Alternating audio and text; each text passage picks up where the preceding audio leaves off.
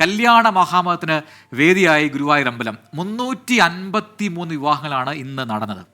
ക്ഷേത്ര ദർശനവും വിവാഹങ്ങളും സുഗമമായി നടക്കാൻ പ്രത്യേക ക്രമീകരണങ്ങൾ ഒരുക്കിയിരുന്നു.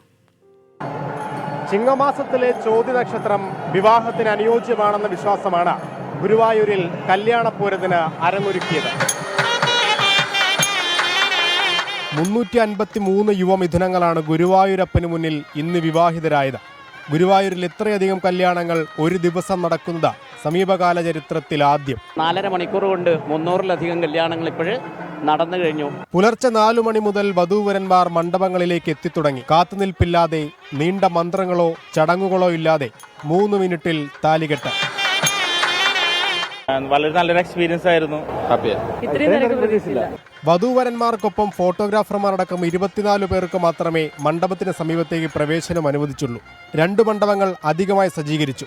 ദേവസ്വം സെക്യൂരിറ്റി ജീവനക്കാർക്ക് പുറമെ പോലീസിനെയും സുരക്ഷാ ക്രമീകരണങ്ങൾക്കായി നിയോഗിച്ചിരുന്നു.